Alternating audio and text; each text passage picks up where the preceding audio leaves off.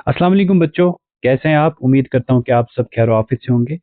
आज एक और चैप्टर के साथ हम आपके सामने हाजिर हैं। क्लास 9th का चैप्टर नंबर 2 और इसका पहला पार्ट हम पढ़ने जा रहे हैं। ये चैप्टर जो है इसका नाम है ग्लिवर इन लिलीपुट। और हम इस चैप्टर को you know in easy way हम अंडरस्टैंड करने की कोशिश करेंगे, क्योंकि ये जो चैप्टर है ये सिर्फ चैप्टर नहीं, इसमें कहीं न कहीं एक पीछे एक मैसेज छुपी है। और वो मैसेज क्या है वो आगे जाके हम आपको बता देंगे। फ़िलहाल के लिए मैं अपना जो ये वीडियो इंटरफ़ेस है ये थोड़ी देर के लिए बंद करना चाहता हूँ, ताकि मैं आपको ये जो इंटरफ़ेस यहाँ पे आप दिख रहे हैं, ये जो विजुअल्स आप दिख रहे हैं, इसको पहले एक्सप्लेन करने की कोशिश करता हूँ। तो बच्चों, जैसा मैंने आपको पहले कहा कि इस चैप्टर का नाम जो है वो है गलिवर इन लिलीपुट।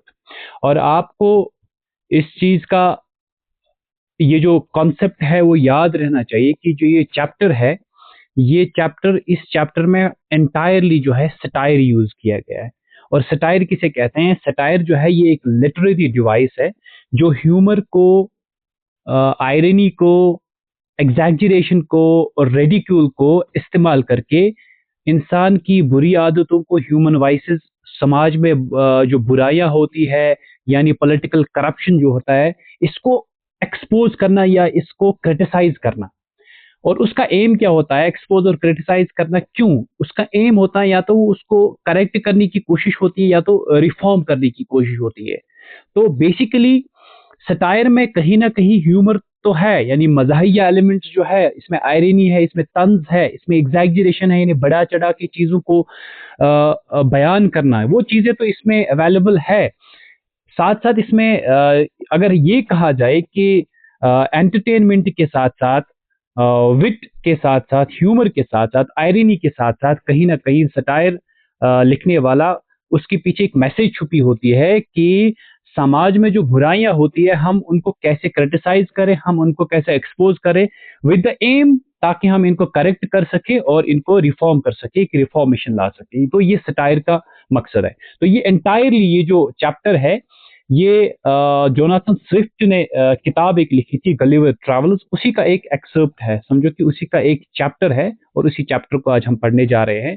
एक और चीज मैं आपको बताना चाहता हूँ, ये जो जोनाथन स्विफ्ट जो थे वो एंग्लो आयरिश थे। यहाँ पे आप कंफ्यूज होंगे कि एंग्लो आयरिश किसे कहते हैं।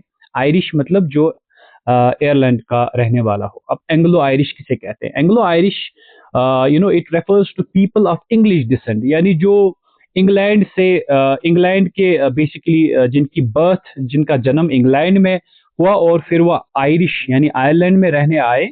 ये 17th सेंचुरी या 18th सेंचुरी की बात है। फिर वो आयरलैंड रहने आए। उसके बाद फिर जो उनकी नस्ल थी वो आगे बढ़ी। इसी तरह जो जोनाथन स्विफ्ट थे, इनके पेरेंट्स या इनके ग्रैंड पेरेंट्स वो इंग्लैंड से आए थे, इंग्लैंड में उनका जन्म हुआ था। फिर उसके बाद जो है वो आयरलैंड रहने आए, तभी इनको एंग्लो आयरिश कहा जाता था। अब जब आगे हम बढ़ेंगे, आप प्रोटेस्टेंट्स के बारे में पढ़ेंगे, आप कैथोलिक्स के बारे में पढ़ेंगे, आप प्यूरिटन्स के बारे में पढ़ेंगे। वो एक अलग सा एक डिफरेंट कॉन्सेप्ट है। वो कॉन्सेप्ट अभी हम 9th के इस चैप्टर में नहीं भरने वाले हैं। और फिलहाल आपको एंग्लो आयरिश समझ आया होगा। हम आगे बढ़ते हैं। It's very important for us to know the theme of the chapter. अब चैप्टर का थीम हमें पता होना चाहिए। हम चैप्टर तो पढ़ाते हैं, लेकिन चैप्टर खामखा में जो राइटर होता है वो कोई चीज खामखा में ऐसी ही नहीं लिखता, उसके पीछे कोई ना कोई राज छुपा होता है। इसी तरह ये जो गलिवर इन ट्रैवल्स है, गलिवर इन लिलीपुट है, ये इसमें पहला थीम अगर देखा जाए, अब्यूज ऑफ पावर, यानी पावर का जो है, ताकत का जो गलत इस्तेमाल होता है। अगर आप कितने भी मॉरली, अगर आप कितने भी स्मॉल हो और आपके पास पावर है, आप सोच भी नहीं सकते कि आप उस पावर से कितना हार्म पहुंचा सकते हैं, लोगों को कितना नुकसान पहुंचा सकते हैं। तो अब्यूज ऑफ पावर, ताकत का गलत इस्तेमाल, इस चैप्टर का पहला थीम है। दूसरा थीम है ह्यूमन प्राइड और एरोगेंस। यानी यहाँ पे अगर देखा जाए, लिलीपुटन्स का जो ईगो है ना, वो ह्यूमन वैनिटी को मॉक करता है। ठीक है, उनको ऐसा लगता है कि लिलीपुटन, उसको ऐसा लगता है कि उन्हीं की रेस इस दुनिया में, इस पूरी यूनिवर्स में एग्जिस्ट करती है। And there is no second race, यानी कोई कोई और ह्यूमैनिटी जो है वो एग्जिस्ट नहीं करती। तो उनको लगता है कि मे बी नॉलेज कम होने की वजह से उनको ऐसा लगता है, या मे बी हिस्ट्री को ना जानने के बाद उनको ये जो है पता लगा होगा कि लिलीपुटन्स ही एक एंटायरली एक सिंगल रेस है जो एग्जिस्ट करती है। तो यहाँ पे ह्यूमन प्राइड को दिखाया गया है, एरोगेंस को दिखाया गया है। एंड अनदर इज पॉलिटिकल और रिलीजियस स्टाइल। यहाँ पे दिखाया गया है, सियासत को दिखाया गया है, यहाँ पे मजहब को दिखाया गया है। कहीं ना कहीं सियासत को भी ये चीज टच करती है, कहीं ना कहीं मजहब को भी ये चीज जो है टच करती है। यहाँ पे इस कहानी में आप पढ़ेंगे कि ट्रिवियल डिस्प्यूट्स होते हैं, यानी वो लड़ाइयां होती है जो अनइम्पॉर्टेंट होती है, जो मीनिंगलेस होती है, जिनका कोई मकसद ही नहीं होता। अब यहाँ पे एक चीज है एग कंट्रोवर्सी। इस चैप्टर में आप अंडे के बेसिस पे एक कंट्रोवर्सी पढ़ेंगे, एक लड़ाई पढ़ेंगे, ठीक है। और वो लड़ाई बिल्कुल मीनिंगलेस होती है। और वो लड़ाई क्या है, एक सस्पेंस रहना चाहिए। वो आपको मैं चैप्टर के एंड में बताऊंगा कि वो लड़ाई आखिर क्यों हुई, इसमें मजहब को क्यों इंक्लूड किया गया, इसमें पॉलिटिक्स को क्यों इंक्लूड किया गया। और उसके बाद है यहाँ पे पर्सपेक्टिव एंड रिलेटिविटी। यहाँ पे ग्रेटनेस डिपेंड्स ऑन कैरेक्टर, यानी आपकी जो अच्छाई है वो कैरेक्टर पे डिपेंड करती है, ना कि आपके साइज पे और ना कि आपकी पोजीशन पे। तो ये 4 थीम्स आप जहन में रखें। अगर आपके पास नोटबुक है तो नोट डाउन करें। फिलहाल के लिए आज जो है, अगर आप इस चीज को देख रहे होंगे कि एक बड़ा सा एक जाइंट आदमी है और उसके इर्द गिर्द 6 इंच के लोग जो है, इन्होंने इसको बंधक बना दिया है, इन्होंने इसको कैदी बना दिया, प्रिजनर बना दिया है। और साथ साथ आप देख रहे होंगे कि यहाँ पे एक बड़ा सा अंडा है और अंडे के पीछे एक बादशाह है और उसके सिपाही है। और यहाँ पे स्मॉल इंडियंस और बिग इंडियंस। अब ये स्मॉल इंडियंस और बिग इंडियंस क्या है, इसके ऊपर हम बात करेंगे आगे चैप्टर में। फिलहाल हम चैप्टर की ओर आगे बढ़ते हैं। मैं स्लाइड को थोड़ा सा आगे ले जाता हूं। तो ये आप देख रहे होंगे, ये जो चैप्टर है गलिवर इन ललीपुत, ये जोनाथन स्विफ्ट ने लिखी है। वो एक एंग्लो आयरिश थे और वो सटायरिस्ट थे। ये भी आप बात याद रखिए, वो सटायरिस्ट थे, वो हमेशा सटायर लिखते थे। वो कहीं ना कहीं समाज की बुराइयों को उस अंदाज से पेश करते थे जिसमें ह्यूमर होता था, जिसमें एंटरटेनमेंट होता था। अगर आप देख रहे होंगे यहाँ पे एक जो है थोड़ा सा एक एब्स्ट्रैक्ट एक आउटलाइन दिया गया है चैप्टर के बारे में कि गलिवर एक इंग्लिश शिप का एक कैप्टन होता है, लेकिन अटलांटिक जो शिप फिर उसके बाद अटलांटिक ओशन में समझो कि वो रैक हो जाती है, वो तबाह हो जाती है तूफान की वजह से। और पहुंचते पहुंचते ये गलिवर ना ललीपुत के आइलैंड में पहुंच जाता है। और इस ललीपुत के आइलैंड में वो लोग रहते थे जो सिर्फ 6 इंच टॉल थे, यानी 6 इंच लंबे थे। और उसके बाद ये 6 इंच के लोग जो है ये इस गलिवर को टाई अप करते हैं, उसको बांध देते हैं और एज प्रिजनर बना देते हैं। उसके ठीक बाद फिर जब उनको उस पर ट्रस्ट हो जाता है, फिर उसको वो रिलीज किया जाता है। लिलिपुटन्स जो है गलिवर को रिलीज करते हैं, फ्रीडम देते हैं। आगे बढ़ते हैं हम। यहाँ पे जो गलिवर है वो ये कहता है कि मेरी आजादी के 2 हफ्ते बाद मेरे पास chief secretary of private affairs जो है, उसका नाम रेल रसल होता है, वो मेरे पास आता है मेरे घर, और जिसके साथ सिर्फ एक सर्वेंट होता है। जी हाँ बच्चों, एक सर्वेंट रेल रसल के साथ था, क्योंकि उसको शायद गलिवर के साथ कुछ इंपॉर्टेंट मीटिंग करनी थी, इंपॉर्टेंट कन्वर्सेशंस करनी थी, क्योंकि स्टेट में कुछ प्रॉब्लम्स चल रही थी। अब ये प्राइवेट अफेयर्स का चीफ सेक्रेटरी था, तो स्टेट में कुछ प्रॉब्लम्स चल रही थी और वही प्रॉब्लम्स रेल रसल को गलिवर के साथ शेयर करनी थी। अब मैंने ये गलिवर कहता है, अब मैंने उसका इस्तेमाल किया और उसे कहा कि आप आराम से बैठे और हम कन्वीनियंटली जो है बात कर सके, आराम से बात कर सके। लेकिन रेल रसल ने मुझे कहा कि आप अपना हाथ दे, क्योंकि मैंने आपको पहले ही कहा था कि ये सिर्फ जो ये 6 इंच के लोग थे, इनकी हाइट 6 इंच की थी। तो उसने कहा कि आप अपना हाथ दे, मैं हाथ पे चढ़ के जो है आपके साथ जो है बात करूंगा। अब उसके बाद मैंने वैसा ही किया जैसे उसने कहा, और उसके बाद रेल रसल ने मुझे कंग्रेचुलेट किया मेरी आज़ादी पे। उसने कहा कि आप जो है आप जल्दी आज़ाद हो गए हैं, क्योंकि हमारी स्टेट में कुछ इंटरनल एक्सटर्नल प्रॉब्लम्स चल रही है और उन प्रॉब्लम्स के चलते शायद आपको जल्दी ही रिलीज किया गया है। इस मकसद से, ताकि स्टेट में कुछ जो प्रॉब्लम्स चल रही, डिफिकल्टीज चल रही, जो एक कंफ्यूजन सा क्रिएट हो गया है, वो कंफ्यूजन आप सॉल्व करने में मदद करेंगे। उसके बाद रेल रसल ने मुझे कहा कि लिलिपुटन जो थे वो 2 पार्टीज यानी 2 पार्टीज में डिवाइड हो चुके थे, तकसीम हो चुके थे, high heels and low heels. ये मुझे रेल रसल कहता है। और उनके शूज के मुताबिक ये जो पार्टीज थी डिवाइड हो चुकी थी। हाई हील्स, एक पार्टी के हाई हील्स शूज थे और दूसरे पार्टी के लो हील्स, तो इनका नाम पड़ा high heels and low heels. उसके बाद यही एक चीज थी जो इनको डिस्टिंग्विश करती थी दोनों पार्टीज को।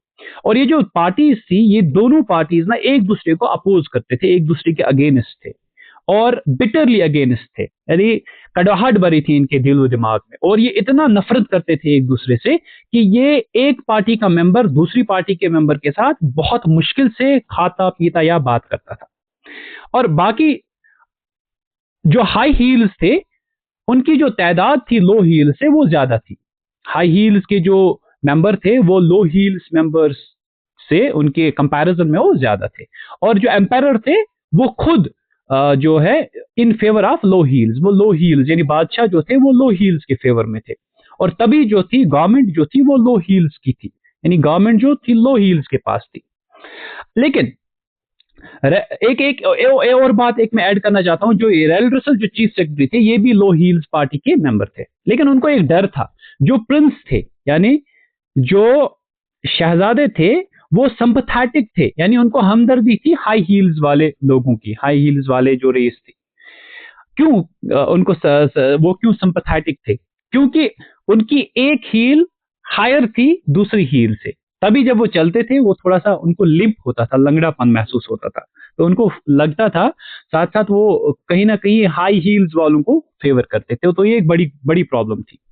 और ज्यादा मजीद प्रॉब्लम्स को एक्सप्लेन करता गया रेल रसल और कहा कि हमारे ऊपर एक बहुत ही बड़ा खतरा आने वाला है, ग्रेट एक्सटर्नल डेंजर, यानी वो खतरा जो बाहरी का हो, बाहर का हो, एक्सटर्नल इन्वेजन। उसने उसे कहा कि हमारी कंट्री को धमकी मिली है इन्वेजन की, हमले की, और वो धमकी किसने दी है? वो दी है बेलिफिस्को। बेलिफिस्को जो थे, एक रेल रसल ने मुझे कहा कि बेलिफिस्को जो था वो एक ग्रेट एम्पायर था यूनिवर्स का।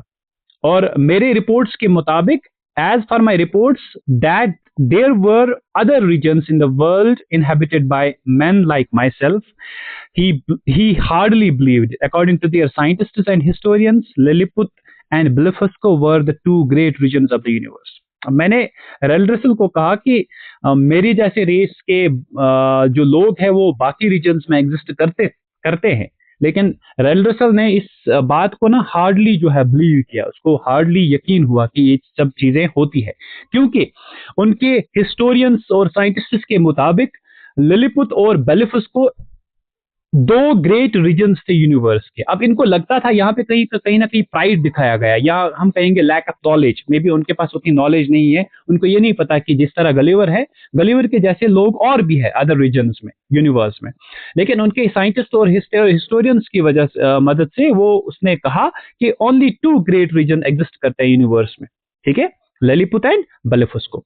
अब ये जो दोनों पावर्स थे, ये जो दोनों ताकतें थी, ये दोनों ताकतें 36 मून्स तक जो है एक ब्लडी वॉर में इन्वॉल्व थे। अब 36 मून्स मतलब 36 मंथ्स।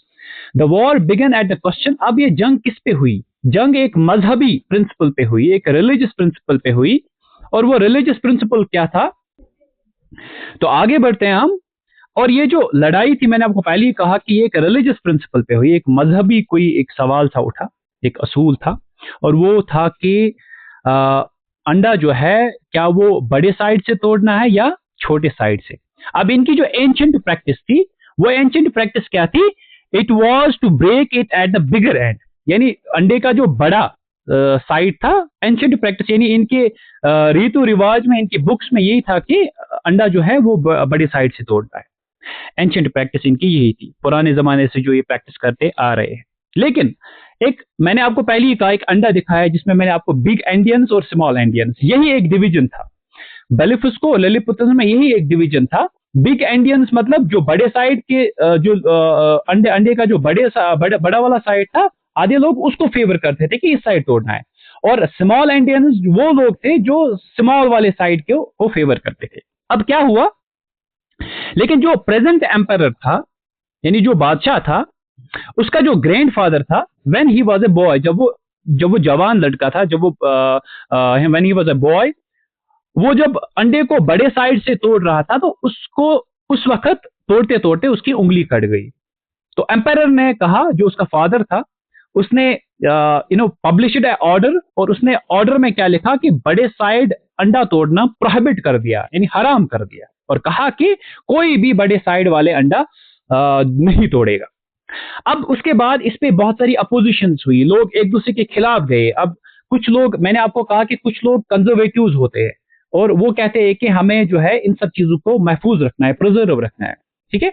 अब कुछ लोग अपोज कर गए, वो कह रहे थे कि एंशिएंट प्रैक्टिस अगर बड़े वाले साइड से तोड़ना है तो ये उंगली कटने पे छोटे वाले साइड पे क्यों जो है प्रोहिबिट किया गया, बड़े वाले साइड छोटे वाले साइड से क्यों आपने अप्रूवल दे दिया। उसके ठीक बाद क्या हुआ, रेबिलियंस होगी, लड़ाई होगी, बैटल्स हो गए। इस इन लड़ाइयों में एक एम्पायर अपनी जान गंवा बैठा और दूसरा एम्पायर अपना क्राउन यानी तख्तो ताज खो बैठा। और उसके बाद बहुत सारी किताबें लिखी गई इसी क्वेश्चन पे। क्वेश्चन यही था कि आपको किस साइड से अंडा तोड़ना है, बड़े वाले साइड या छोटे वाले साइड।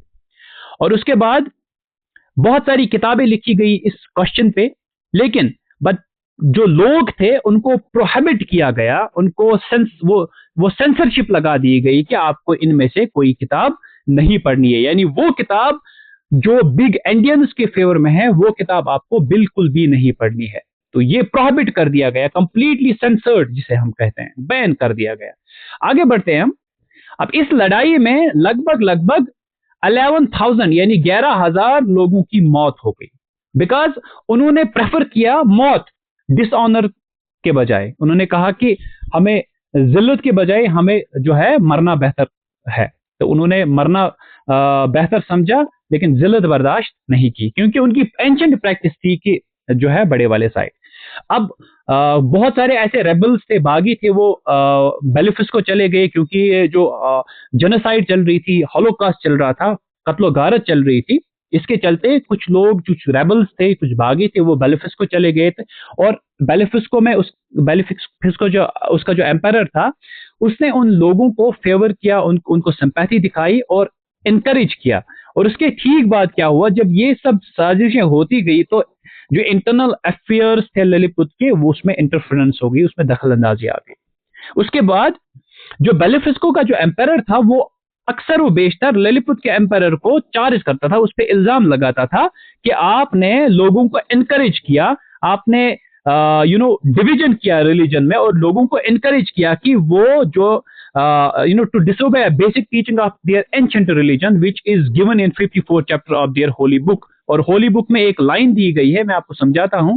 उसमें लिखा गया है 54 चैप्टर में, all believers shall break their egg at the convenient and.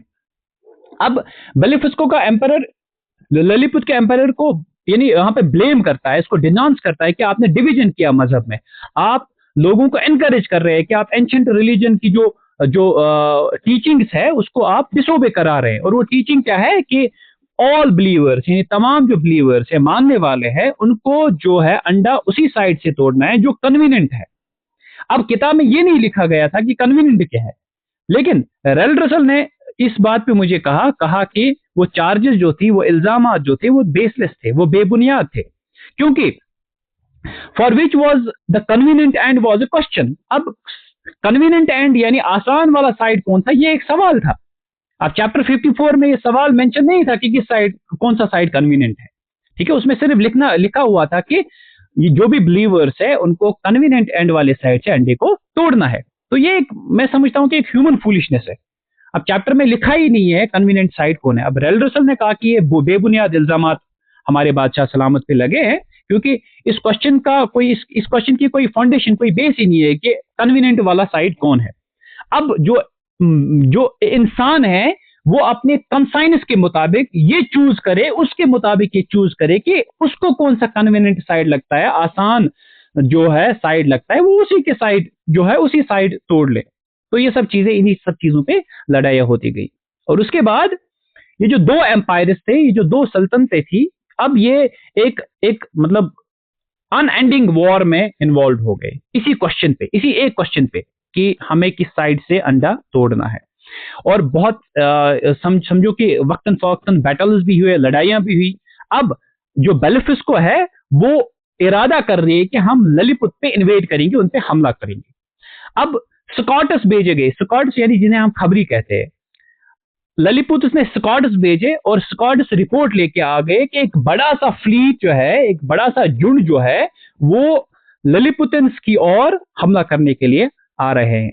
तो इस सिचुएशन को, इन हालातों को नजर में रख के एम्पायर ने मुझे आपके पास भेजा और कहा कि हमें जो है लिलीपुट्स को आप डिफेंड करें इन इन्वेडर्स के खिलाफ। तो इसी जो है चीज के लिए मुझे यहाँ पे सीक्रेटली जो है एम्पायर ने मुझे आपके पास भेजा। उसके ठीक बाद अब यहाँ पे गलीवर कहता है, I avoided entering into a discussion of the party. अब पार्टी की इस डिस्कशन पे मैंने एंटर होने में मतलब अवॉइड किया, मैंने इस चीज को प्रेफरेंस नहीं दी। ठीक है, अब उनका क्वेश्चन क्या था, उनका मजहब क्या था, उनके प्रिंसिपल्स क्या थे, वो मुझे पता नहीं था, लेकिन मैंने I told him that as a foreigner I had no right to interfere in them. मैंने गलीवर रेल्ड्रसल से कहता है कि यानी मैं फॉरेनर हूं, मैं यहाँ का रहने वाला नहीं हूं, उसके जो है उसके चलते जो है मैं यहाँ के प्रिंसिपल्स या मजहब, यहाँ पार्टी के क्या रूल्स है, मैं उनमें इंटरफेयर नहीं कर सकता। लेकिन मैंने उसे कहा कि आप जो है but I asked him to tell the empire, मैंने उसे कहा कि आप अपने एम्पायर से कहे दैट मैं उसका एक लॉयल सोल्जर हूं, एक वफादार सिपाही हूं, और मैं ललीपुत का ऑनर और इस मुल्क का ऑनर उसको डिफेंड करने के लिए मैं तैयार हूं in case there was an invasion. अगर हमला होता है तो गलीवर जो है वो इस हमले को डिफेंड यानी ललीपुतिन्स को डिफेंड करने के लिए तैयार है, बिकॉज उसने रेल्ड्रसल से कहा कि आप अपने एम्पायर से कहे कि मैं उसका जो है यानी गलीवर जो उसका है वो एक लॉयल सोल्जर है। तो ये चैप्टर था आज आपका गलीवर इन ललीपुत पार्ट फर्स्ट। पार्ट सेकंड पे इंशाल्लाह हम जल्दी बात करेंगे, तब तक के लिए आप लेक्चर को जरूर एंड तक देखें और दोस्तों तक पहुंचाना ना भूलें। शुक्रिया।